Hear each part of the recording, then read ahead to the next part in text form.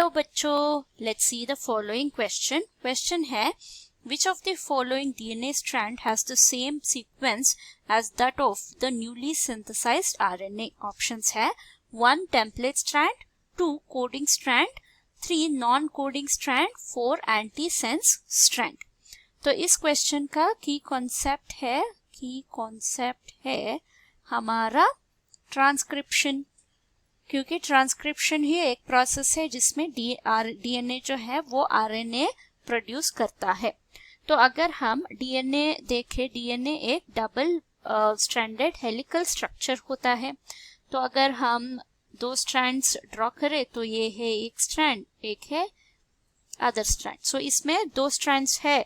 सो एक है 5 prime to 3 prime और एक है 3 प्राइम टू 5 प्राइम।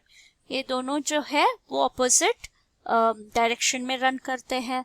तो अगर एक स्ट्रैंड में ए जी टी सी होगा तो हम रैंडम ऑर्डर में लेंगे न्यूक्लियोटाइड्स। तो इस ऑपोजिट स्ट्रैंड में क्या होगा, इसके एग्जैक्ट कॉम्प्लीमेंट्री पेयरिंग होगा। तो यहाँ पे जी ए सी, जी ए और टी आ जाएगा, करेक्ट। सो ये डीएनए जो है वो आरएनए प्रोड्यूस करता है। इस प्रोसेस को हम ट्रांसक्रिप्शन बोलते हैं। तो जब ट्रांसक्रिप्शन होता है इसमें दो स्ट्रैंड्स है तो एक ही टेम्पलेट हो सकता है। तो हमारा टेम्पलेट स्ट्रैंड जो है वो ये होता है, ये टेम्पलेट स्ट्रैंड है।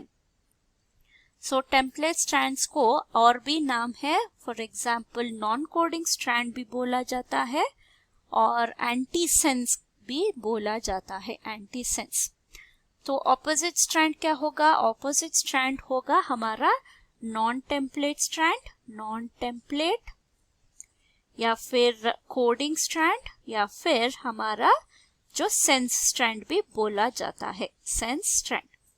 तो अभी क्या होगा, हमारा जो टेम्पलेट स्ट्रैंड को टेम्पलेट रखते हुए हमारा न्यू एमआरएनए जो है वो सिंथेसाइज होता है in direction 5 prime to 3 prime. तो यहाँ पे क्या होगा, यहाँ पे टी है तो यहाँ पे ये आ जाएगा, टी है ये आ जाएगा। तो यहाँ पे जी और ये है, एमआरएनए में हमें पता है टी नहीं होता है तो यू आ जाएगा। यहाँ पे सी, यू, जी सी और फिर से यू और ए। ये है हमारा एमआरएनए और आरएनए स्ट्रैंड। तो ये एग्जैक्टली किस सीक्वेंस से मिलता है, तो अगर देखें ये सीक्वेंस मिलता है हमारा जो नॉन टेम्पलेट स्ट्रैंड होता है या फिर कोडिंग स्ट्रैंड, उससे मिलता है। तो हमारा आंसर क्या होगा, आंसर है option 2 coding strand. Hope you have understood the concept. Thank you and all the best.